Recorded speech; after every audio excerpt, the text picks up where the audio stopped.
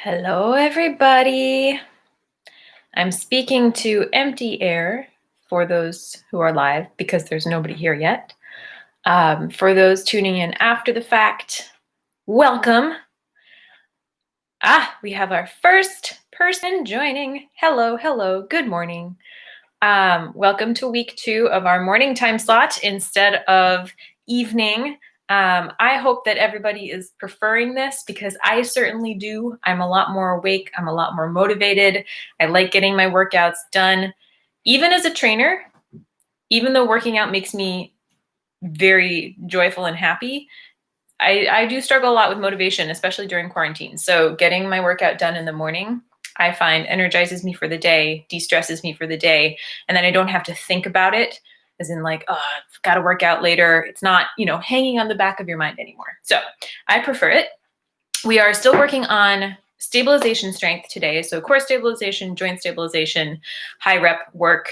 The only weighted object you will need today is a heavy book or something similarly weighted. If you have like kettlebells at home, you can use a lighter kettlebell, definitely under 10 pounds, you can use a laptop, anything like that, that's going to be a heavier object to grasp. Preferably larger size too, not like a tiny compact weight. That's all you'll need. Everything else is going to be just your body. Make sure you have water on hand to stay hydrated. Make sure you have a towel if you're going to get a little sweaty, a mat if you want one. We're doing core work on the floor. I'm trying to think if there's anything else that I need to announce before we get started. I'm going to wait one more minute to see if anybody else is going to join. We've got our Halloween earrings on today, little skeletons. I know that it's not, this one's missing a leg, but appropriate. I know it's not Halloween, but it's Halloween month. So got to get in the spirit of things. I think that's it. Let's go ahead and start our warm-up. As always, if you have questions, if anything hurts, if anything doesn't feel good, leave it in the chat box and I will keep my eye on it and try to answer as we go during the breaks. All right, let's get to it. The usual warm-up, 10 arm circles back and 10 arm circles forward.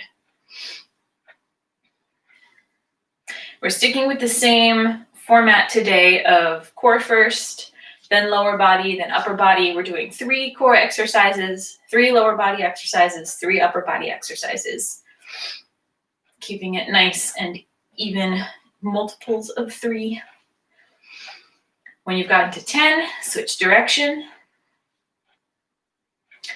Try to keep these nice and controlled so that you're warming up the muscles and not just swinging the arms around.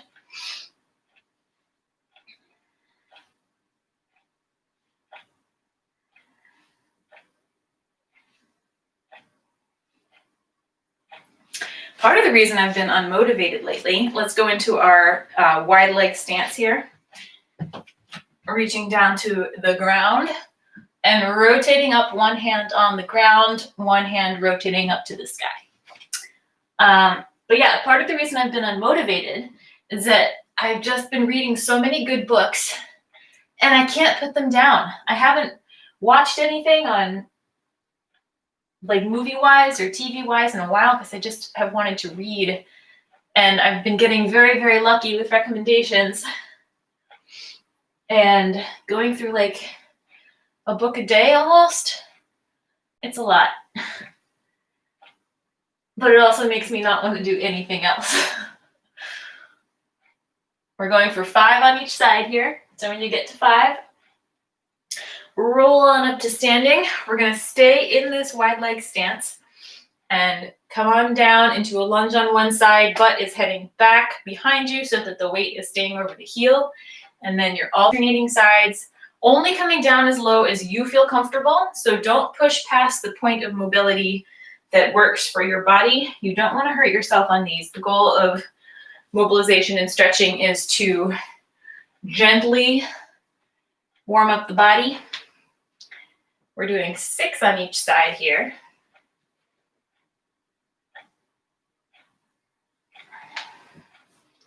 I tend to get very tight on the insides of my legs, like on my interior hip area, groin area. So this particular stretch is one of my favorites because it helps loosen all of that up. Okay, let's come into some leg swings. So as always, you can hang on to something for balance if you need to. Otherwise, you're just letting the leg swing. We're going for 10 swings on each side. Just let momentum take the leg. Don't try to control the movement here. Just let it swing as high forward and back as it can.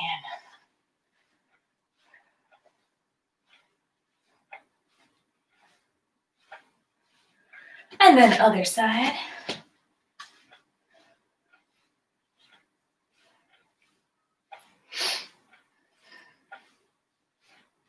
Whew, losing my balance. That's why you hold on to something. All right. When you get to 10, we're going into our knee pulls to help release the lower back and the glutes a bit. Grabbing onto the knee, pulling it in towards the chest. You don't have to pull it in hard. Again, only working within your own range of motion. So if you can't pull the knee all the way up, that's okay. Pull it as far as you can. We're going for 6 on each side.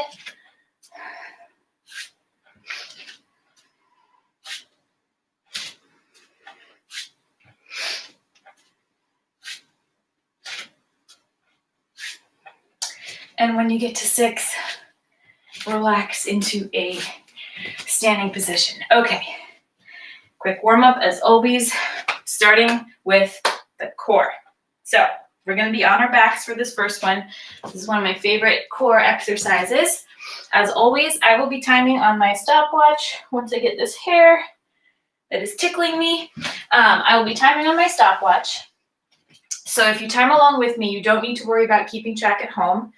I know trying to time core work can be a pain if you're trying to focus on the work. So don't worry about that part. We're going in 30-second increments, 3 sets per exercise. And we're going to start with a V tuck crunch. So from a seated position, knees bent, you're going to extend out, legs lift up, and then pull back to your tucked position. Extend out and pull back. Now, modifications for this. Every time you come back to a seated position, you can set your heels down. So if you're extending out here, you can just rock up and put the heels down, extend out, rock up. If even that is too much, you're going to be lying flat on your back, shoulders lifted, and then just extending the legs out, locked together at the ankle. Okay? 30 seconds, so it does not matter how many reps you do of this. Go at your own pace. Make sure you're breathing. Make sure you're really focusing on the work that the core is doing. And go ahead and get in position. In 3, 2, 1. Timer's on. Extend out and up. Regardless of what level you're doing, you are extending your legs out every single rep. We're halfway through.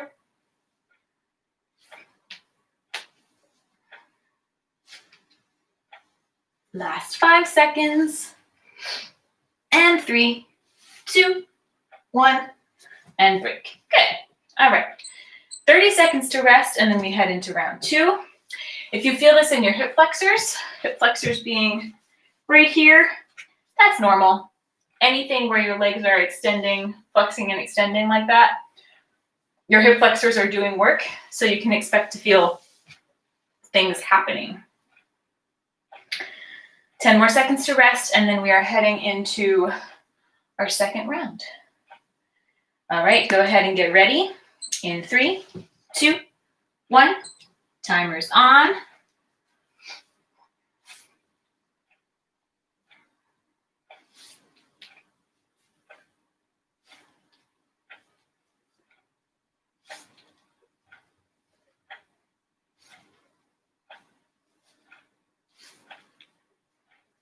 Ten more seconds.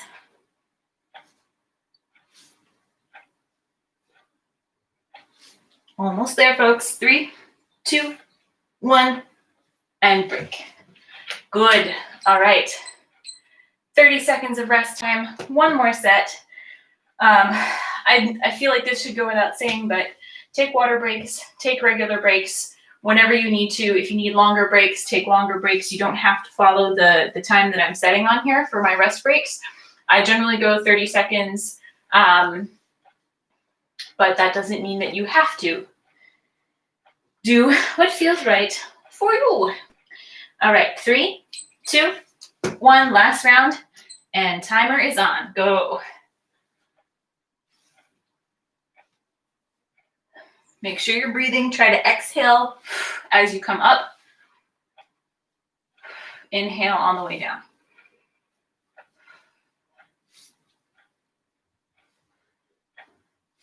Last 10 seconds here.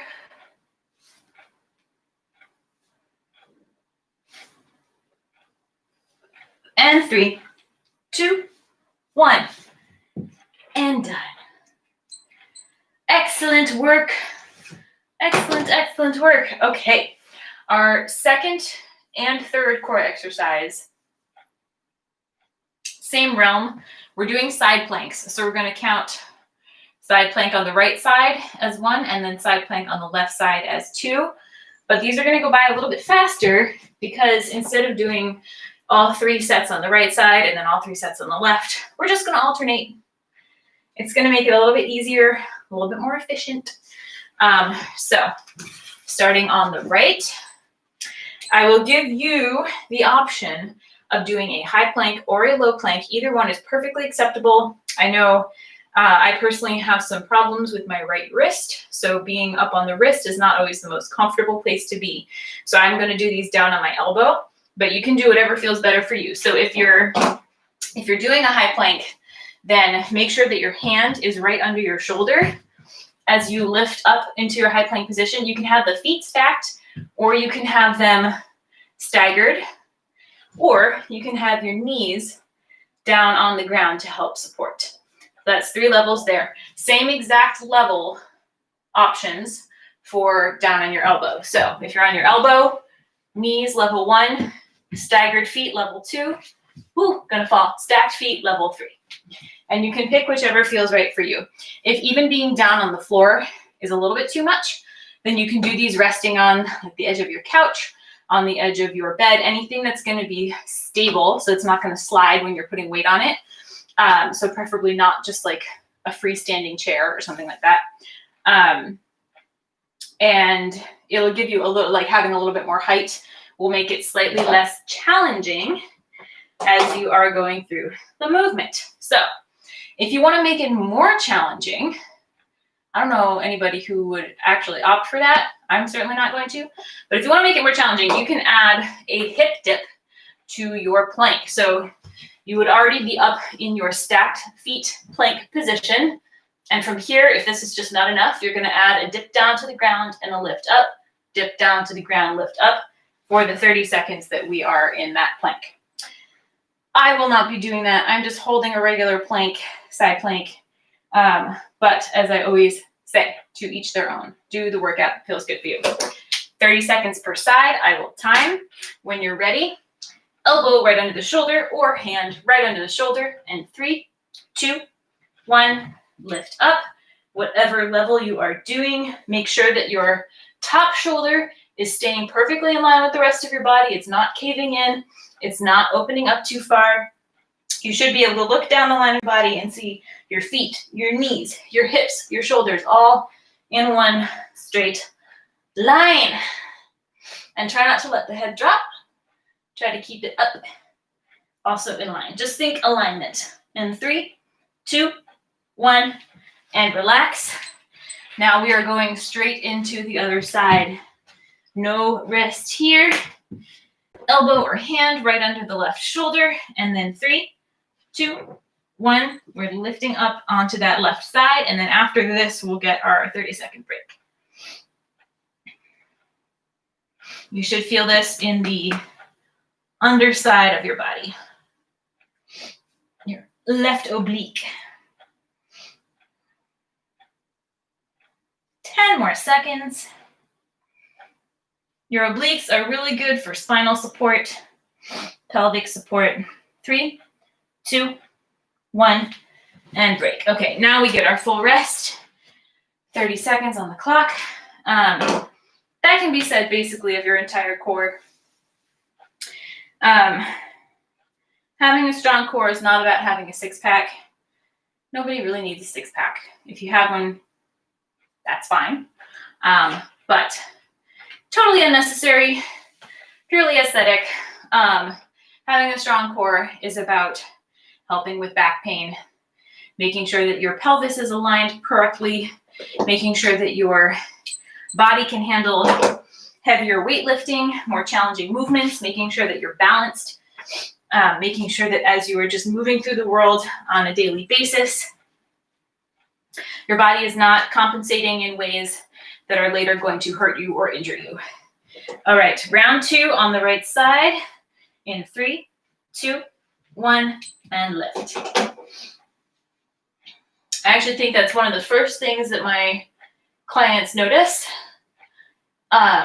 If they have not worked out before, which I work with a lot of clients who are coming to me for the first time in fitness, which is my favorite kind of client. And the thing they notice first is how much their body changes. 3, 2, 1, just in terms of daily activities, like just your sense of balance and your sense of strength and how you feel moving around in the world. It's very hard to put into words. The technical term is proprioception, but basically it's like your body moving through space, your balance in space, your mind-muscle connection, how everything is connected and working together, and that becomes more honed and efficient when you start getting stronger, when your core gets stronger. All right, 3, 2, 1, left side, lift up. So yeah, many reasons to have a strong core. Your core is your entire torso. Sides, back, front, lower abdominals, whole thing. 10 more seconds.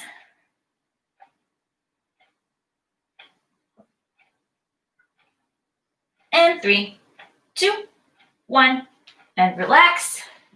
All right, we've got one more set on each side, and then core's done. We'll be moving on to our lower body work. We're doing a little bit more focus on the hamstrings today, back of the leg, or back of the thigh, I should say. Although the calves will be doing some work too, but thinking posterior chain. All right, last round of these. Go ahead and get in position on the right side in 3, 2, 1, and lift up. Make sure you're breathing here too. You can breathe any regular pattern. There's no specific point at which to inhale or exhale because we are not moving. Halfway through.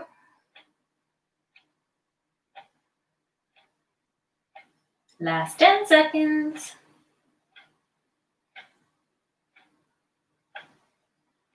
And 3, 2, 1, relax. Okay, final 30 seconds on the left side. Let's get into it. Make sure that shoulder is supported with your elbow or your hand. In 3, 2, 1, lift up.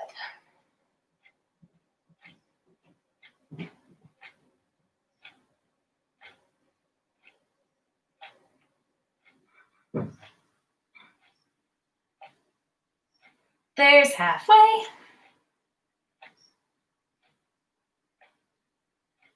Ten more seconds. Last 5. And 3, 2, 1, and relax. Beautiful. Magical. Fabulous. No more timed work. Everything is reps from here on out. Grab some water if you need it. I do. We're still going to be down on the floor for our first exercise, but gotta stay hydrated.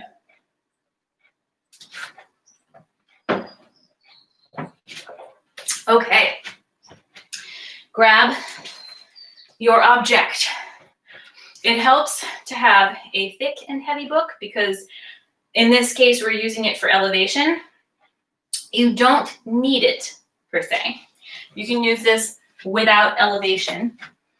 I'll show you the movement. We're doing a single leg glute bridge. So starting on the back, 1 foot planted on the ground. So this is where if you just want to plant it on the ground, that's absolutely fine. But if you have a step or a thick book or a sturdy stack of books, you can add some elevation and that will make it a little bit more challenging because it'll give you more range of motion.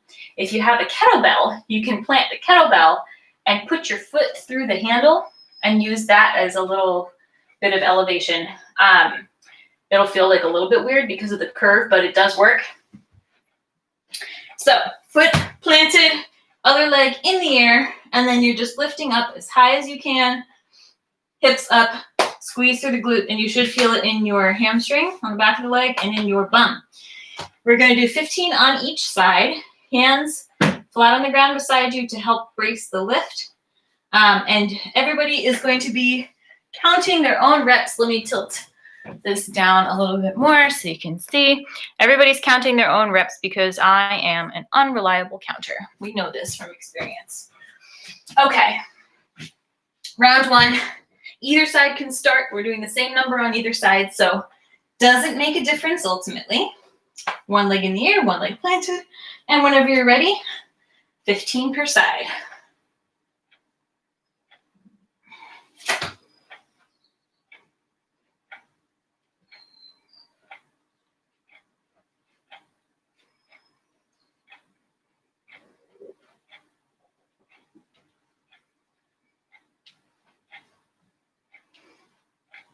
When you get to 15 on one side, you're gonna switch. I really hope that you can't hear my stomach growling right now. I'm gonna eat as soon as this workout is done. I didn't think I was this hungry.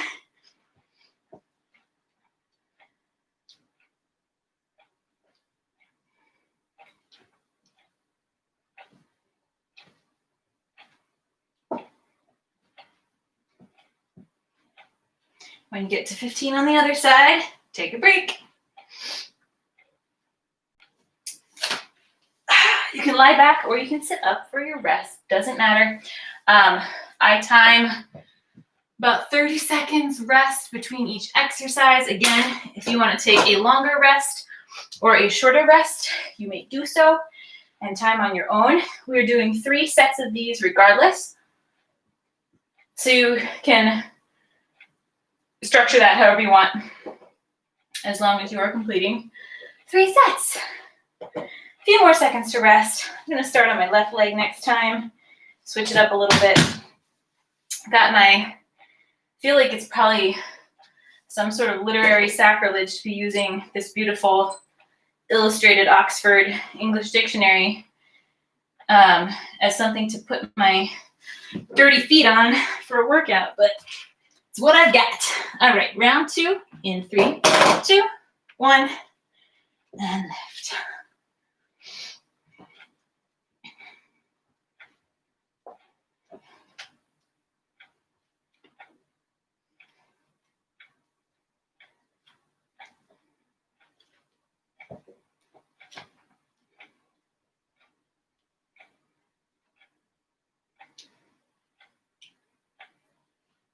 When you get to 15 on one side, go ahead and switch and straight into the other side.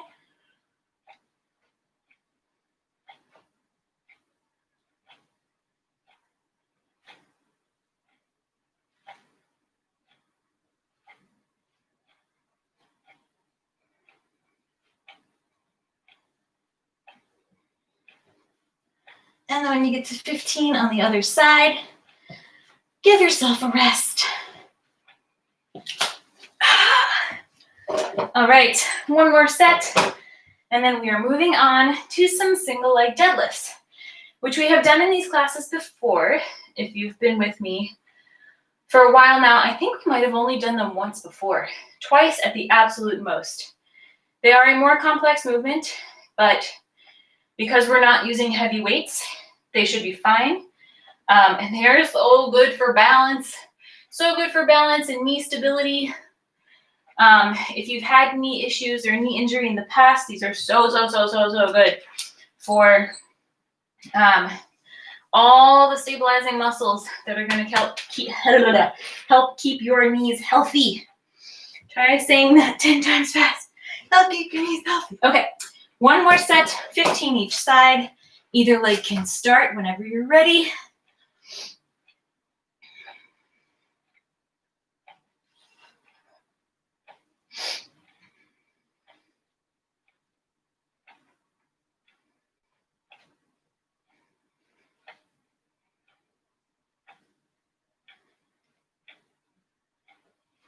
And when you hit 15, switch sides.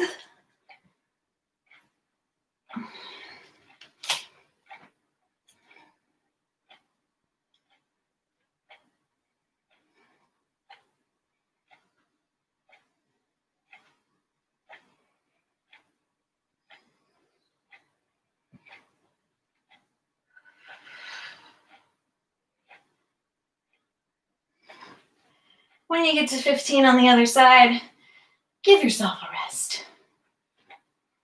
All right. Bravo. Moving into our single leg deadlifts. Grab water first, if you would like.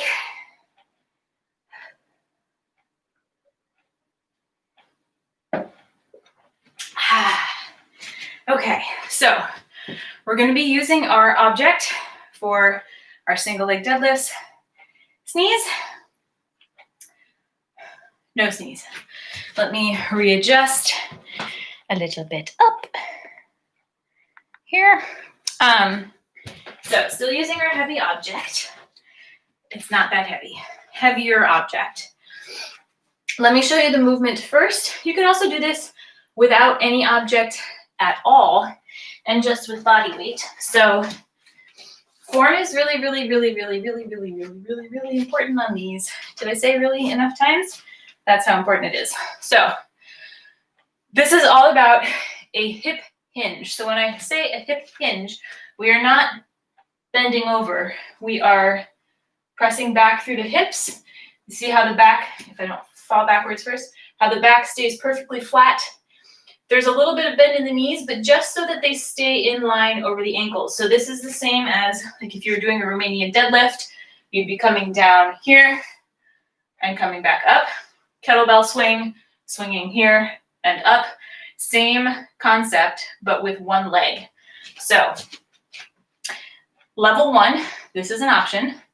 One leg can just be lightly touched down behind you. So just the toe on the ground. And then you're pressing back through the hips, reaching towards the toes, but not reaching in the sense that your back is rounding and your shoulders are coming forward.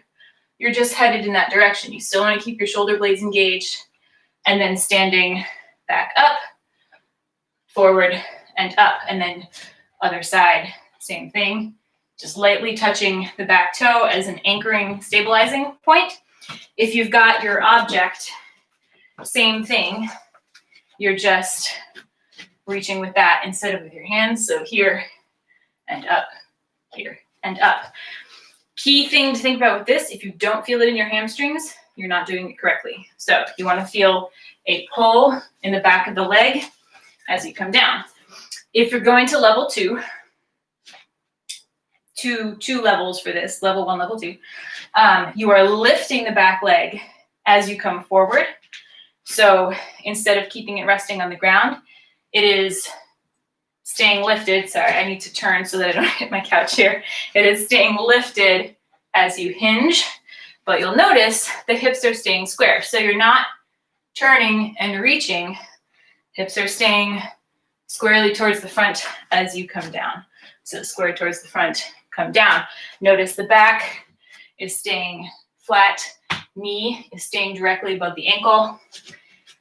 And then if we're using our object, same exact movement. It's just that we've got the object in hand rather than nothing. We're doing 12 on each side because these do take a minute to complete. So 15 would take way too long, let's be honest. doing all one side at a time, so you're not alternating sides on this one. It is a unilateral movement. And you can start on either side. I'm going to start on my left since I just demoed a lot on my right and it's tired. And just really, really focus on the form. If you have a mirror and you're comfortable doing this in front of a mirror, use a mirror to spot yourself. Or if you have like a webcam or something on your screen that you can use, it does help to see your form reflected back at you. Otherwise, just really focus on keeping the shoulder blades back and together and not letting the knee come forward or the shoulders hunch. All right, whenever you're ready, go ahead and get started. You're also not coming past parallel, just FYI. So as you come down, you're not actually going to reach the toe. You're going to end up right about mid-shin area because you don't want your shoulders to come below your hips. In terms of the balance, find a spot on the floor to focus on so that your head stays pleasantly in line with your spine. And then just stare at it as you come down and up.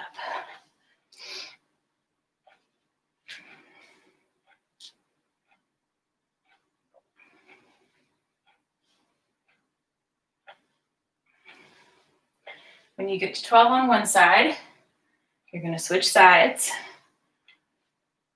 Same thing on the other side.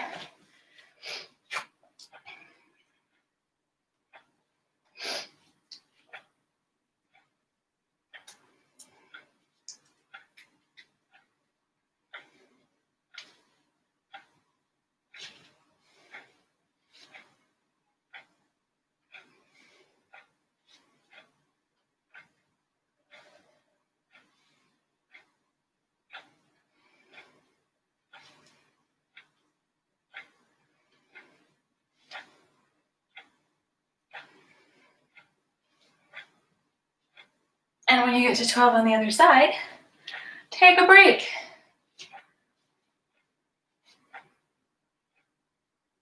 All right, wherever you're at, finish up your set. Again, I'm timing a 30-second rest break, but that is purely individual to me. Take longer if you need it.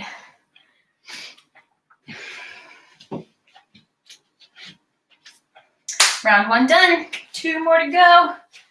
I told you these do take a while, but they are worth it. You'll notice there's a lot of balance work involved. You might not feel it, but there's a lot of core work involved because anything to do with your balance pretty much has to do with your core as well. All right, I'm heading into round 2. If you need more time, take more time. Again, we're doing 3 sets of everything today.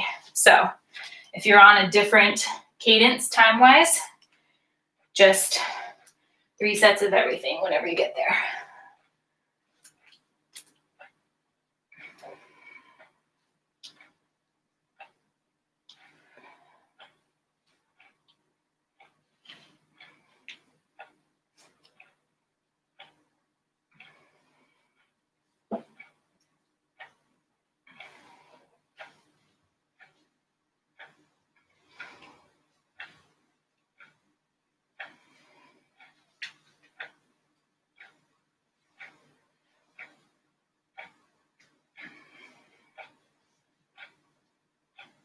And then when you get to 12, switcheroonie, other side.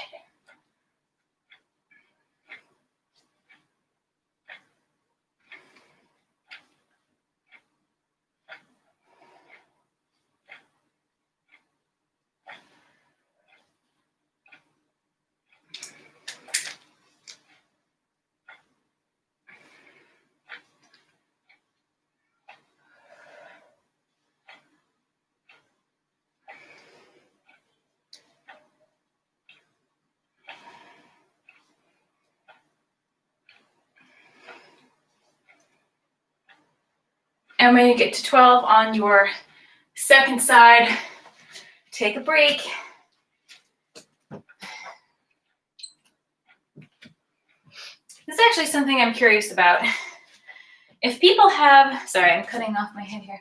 If people have weights at home, would they be interested in separate workout videos that included more equipment?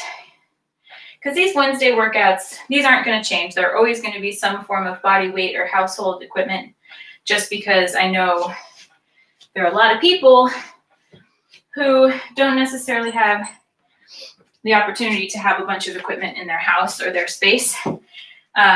So they're meant to be accessible.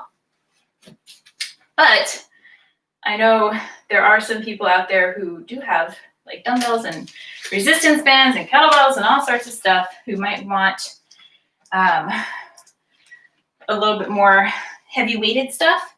And I would totally be down to do that if there was enough of a need for it. So if that's something you want to see, please leave a comment and let me know, and I can start making those videos too. All right, last round here. Probably wouldn't be a live stream class because these do eat up a lot of time, but I could easily do a pre-recorded.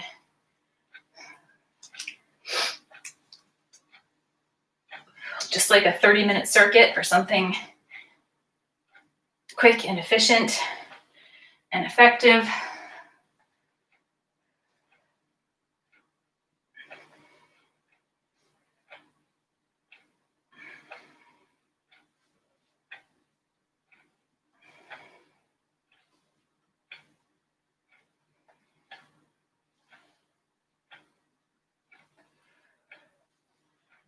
When you get to 12 on one side, you are heading into 12 on the other side.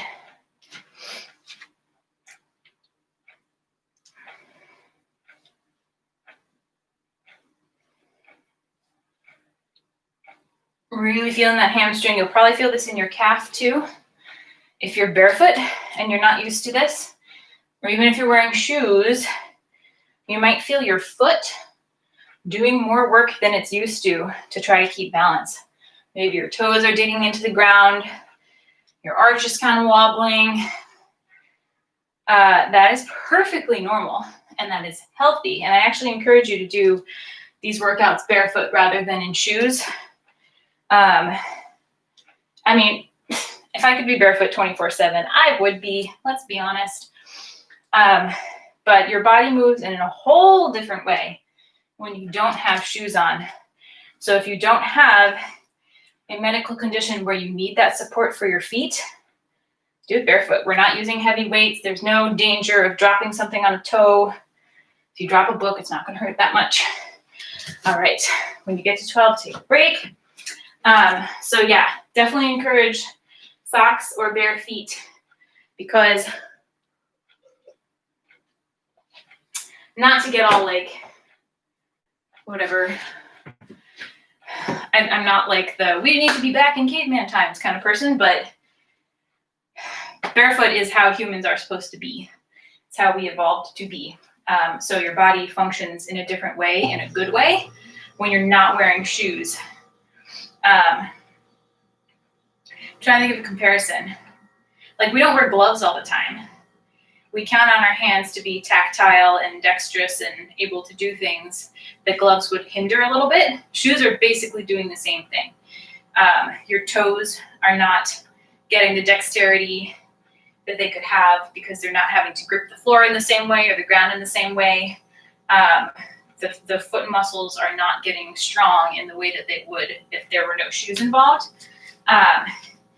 And you might not think that you need to be dexterous with your feet, but I'm telling you, your balance will be so much better the more strength and dexterity you have in your feet, honestly. My friends sometimes make fun of me for having, they say like monkey feet, monkey toes, but works to your advantage. Just saying, try it out. Okay, we're doing another exercise with your heavier weighted object. We're doing a sumo squat. This one, super, I won't say easy, simple in comparison to the last. Very little room to go wrong on this one in terms of form. So nice wide leg stance, toes are pointed out, so let the feet relax out kind of in the direction that they want to go.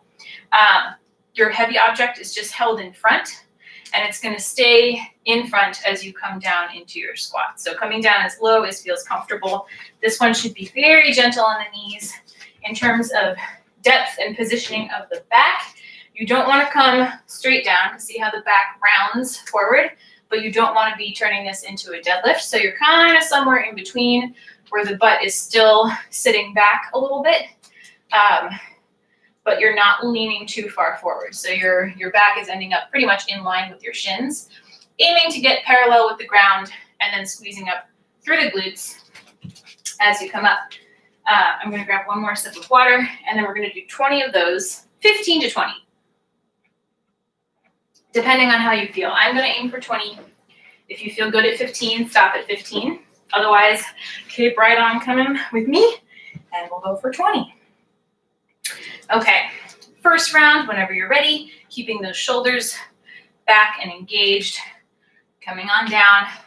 These should be slow and controlled. All of our work, slow and controlled. This is not a race. We are not doing speed squats. The faster you go, the less work it is for your muscles. Keep it nice and steady.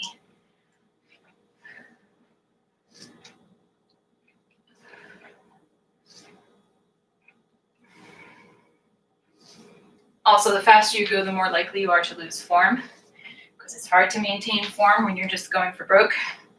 So we don't want that.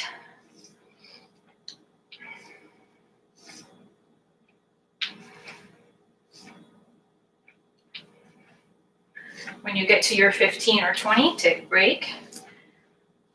You'll notice, hopefully, that these squats, you feel more in the glutes, more in your butt, than a regular squat. If you are not feeling it in your glutes, it is likely that your form is not quite correct if you're feeling it a lot in the quads. So make sure that you're getting that angle right, sitting back and down, and then as you come up, think about clenching, clench, clench, clench, and squeeze at the top. 10 more seconds of rest for me. If you're going on the 30-second rest route, then 10 more seconds of rest for you as well. Go ahead and grab your object. Get into position for round 2. 15 to 20 whenever you're ready. Drop it nice and low. Also, the lower down you go, the more work your glutes will do. If you're staying kind of high up, you'll feel it a little bit more in the quads.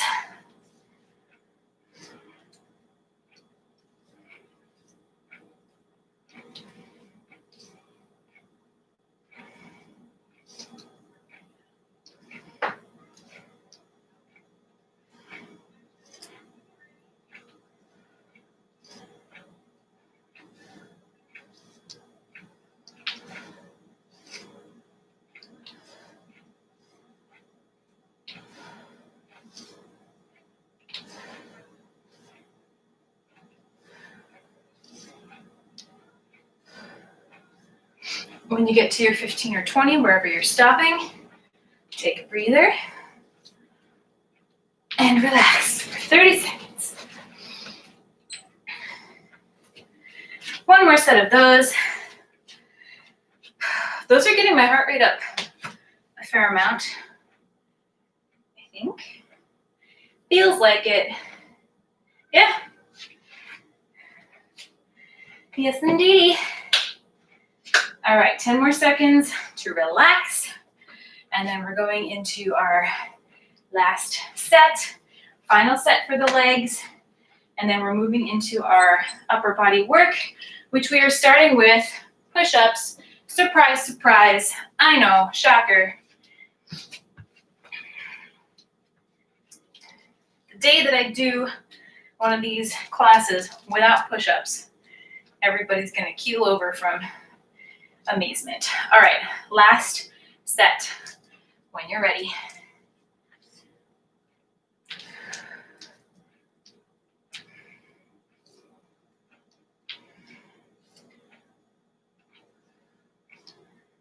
I really hope you can't hear my knees popping. This is what happens when you hit your 30s. things start making noise that shouldn't be making noise.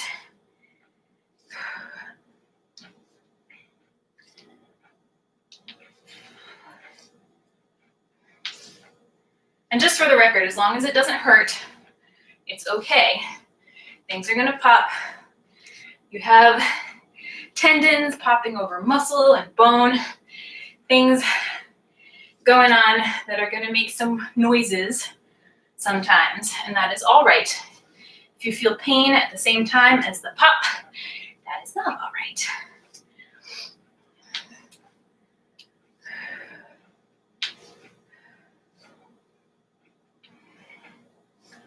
All right, when you hit your 15 or 20, your legs are done. Oh, take a breather, take a breather. Hydrate, hydrate, hydrate. But don't overhydrate. Okay, you already know what's coming. We got push-ups. We're gonna need the book for our last two exercises, or your whatever object you're using, so keep it on hand. But push-ups, we're just doing regular push-ups. There's nothing fancy today, very straightforward. I was feeling unimaginative, but you know what? Simple and effective. If it ain't broke, don't fix it. I can't think of any other cliches, but you know what I mean. Don't look a gift horse in the mouth. No, that doesn't work. I don't know. You know what I mean. We're just doing push-ups. They are great on their own as push-ups. So multiple levels that you can have for this. Level 1, against the wall or a high countertop. So anything stable, because you're going to be pushing against it. Level 2, you can do like on the edge of a coffee table or a couch, a little bit lower from your knees. Level 3, on the floor from your knees, here. And then level 4, from the toes, here. So regardless of what level you're doing, your form is going to be the same. Let me adjust again so that you can see me. Form is going to be the same. So I say this every single week. I'm going to say it again. Make sure that your elbows are not out here. This is not a push-up. See how, so when you start your push-up, hands are forward, fingers are forward.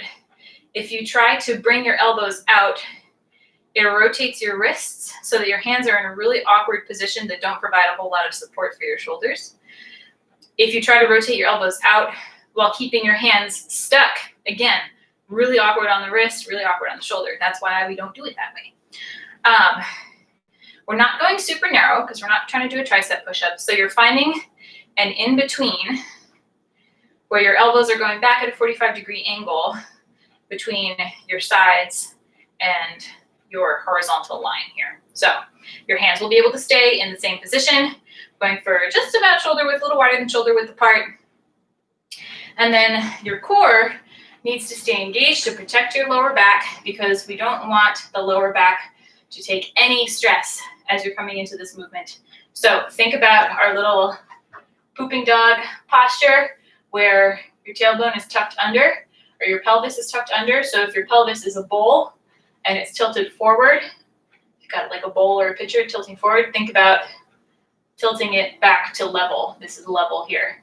And you want to maintain that through your push-up. So as you're coming down into your push-up, I don't know if you can see my back, but you're not doing this. You want to make sure that everything is in line and your hips are coming down.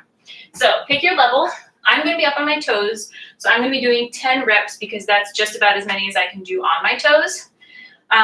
You can do more reps than that. You can do fewer reps than that. I wouldn't go much below 6. Somewhere between 6 and 20.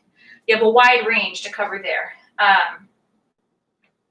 But I would say do as many as you can comfortably, but while challenging yourself at whatever level you've selected. And if you want to do, like if you're on your knees and you want to do like half on the toes and half on the knees, that's perfectly okay too. In fact, I might even do that on the last round, depending on how tired my arms are. So pick whatever feels right for you as long as your form is correct. Whenever you're ready, counting for yourself, Get in position and go.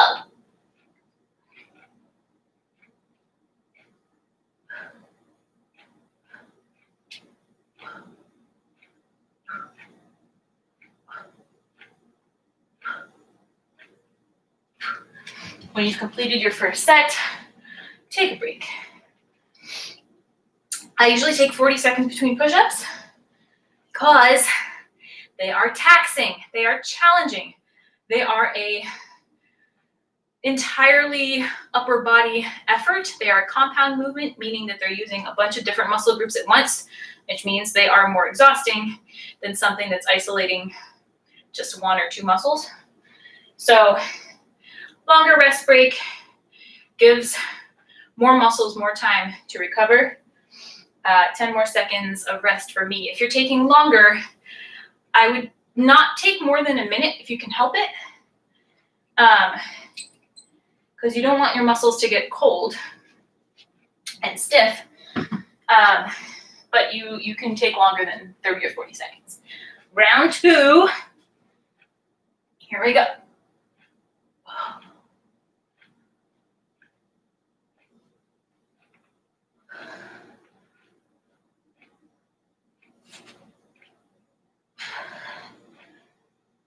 When you're done, take a break.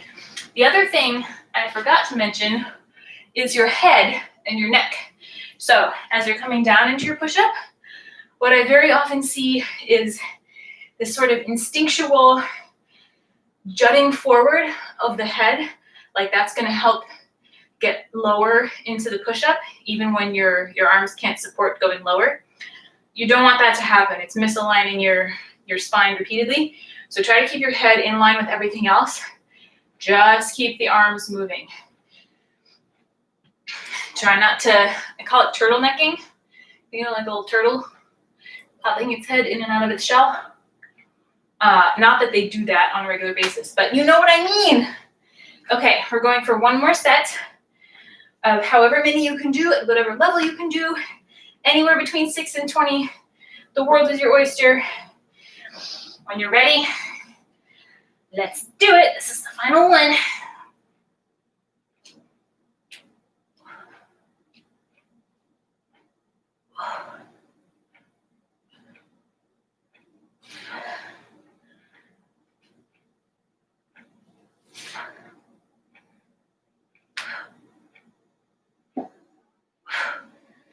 Whew. That last one was a struggle for me. Okay.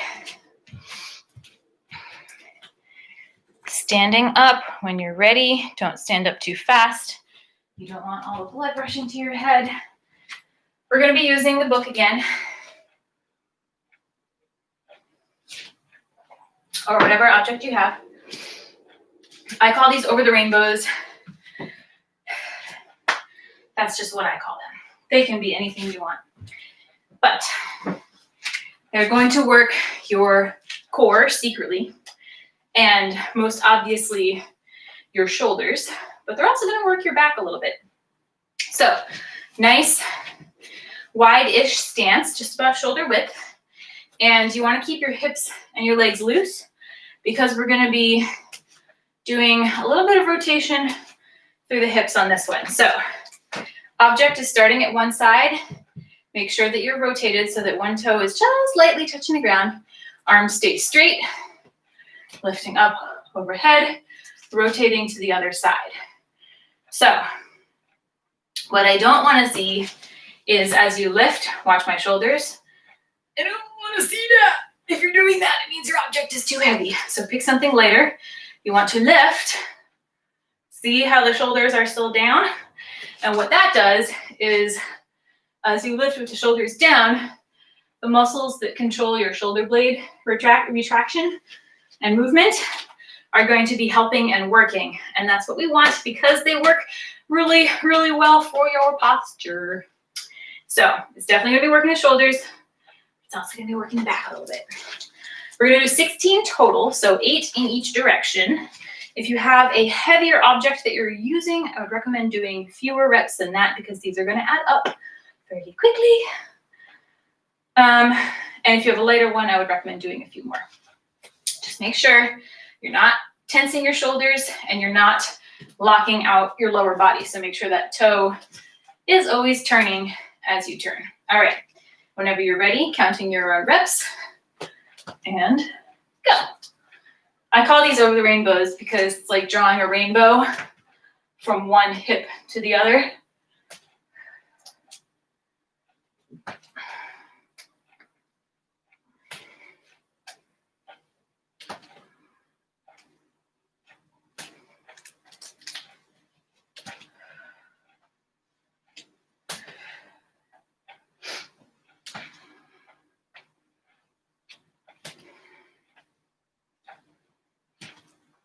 When you get to your 16, take a break.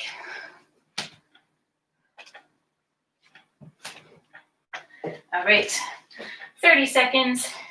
You should be feeling it right in here.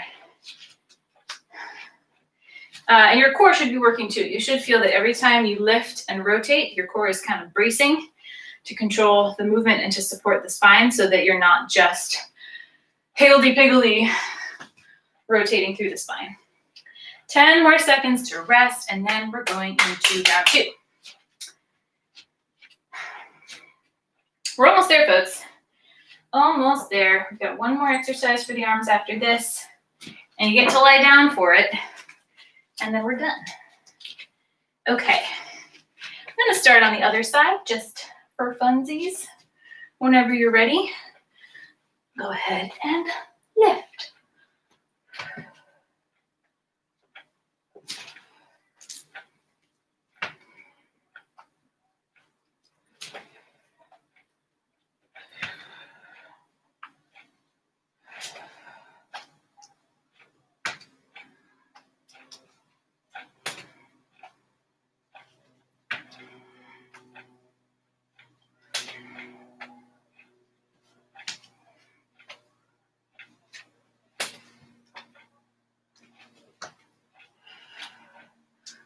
When you get to your 16, take a break. 30 seconds. Hopefully I'm not going way over time here. Kind of, sort of. I talk too much, I'm telling you. Talk way too much. But as long as you have the time to stick with me, please do. It's also hard because these workouts could be shorter, but I don't just want to give you, 3 exercises to do and be done, because that's not worth doing. Actually, no, that is worth doing, but it should be more than 3. Okay, last set. When you're ready, up and overhead.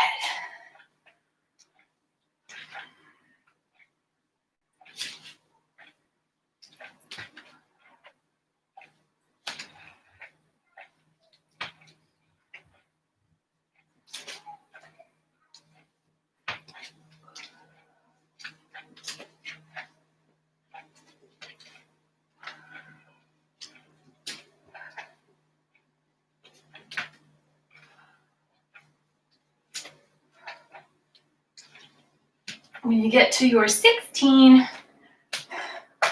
you're done. Okay, the last exercise for the arms we are doing are called skull crushers. Oh, one of my endless adjustments here. Okay, skull crushers. Going to be used in the book. This is appropriate for Halloween month. You're going to be lying on the back with the book up overhead. Arms are straight, and then you're just bending at the elbows to bring the object down to your forehead. You don't actually have to touch your forehead.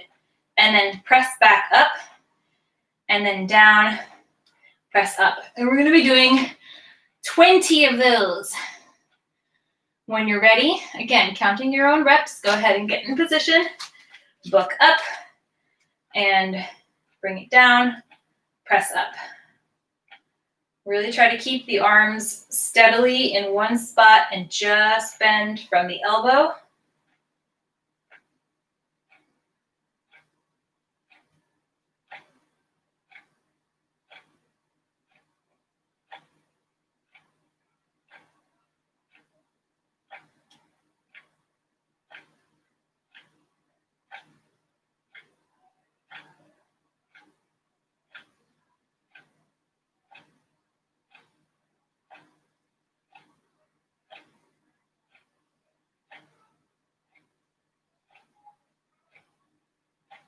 When you get to 20, take a break.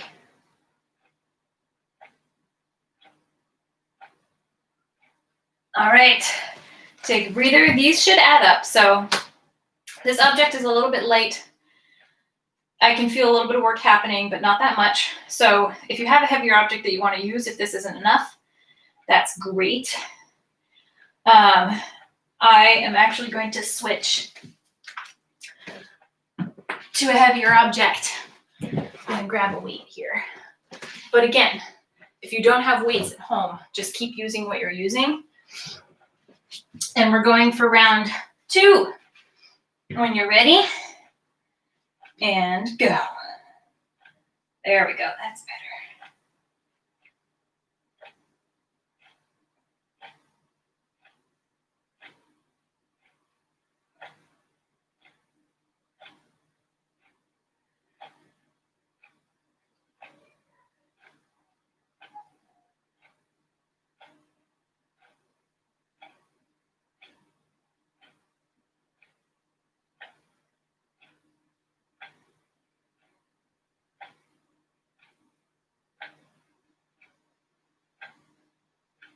When you get to 20, take a break.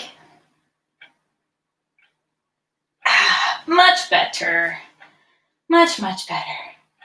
All right, we have 1 set left. 1 set. Uno. Un. Eins. No, ein. Eine. I don't know any other languages. Ich. I think that's it. That's all I know. Anyway, last one.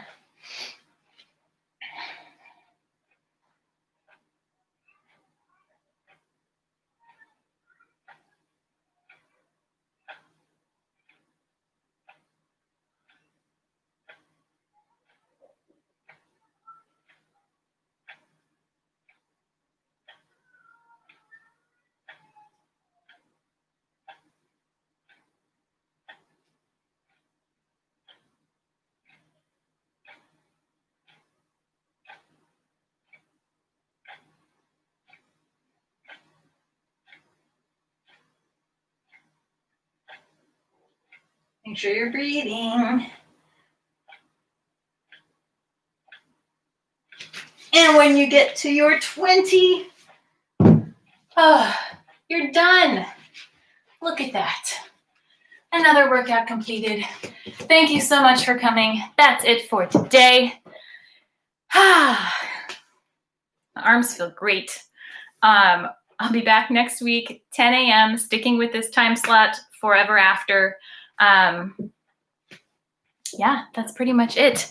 As always, please like, please subscribe. Please tell all your friends and your family members to subscribe and start working out with me, because the more the better, the more the merrier. That's it. I'll release another low impact cardio this weekend. And other than that, please stay safe. If you're going out into the world, eat good food, drink water, take care of yourselves, get good sleep. And I will hopefully see you back here next Wednesday at 10 a.m. Pacific time. Until then, I bid you adieu.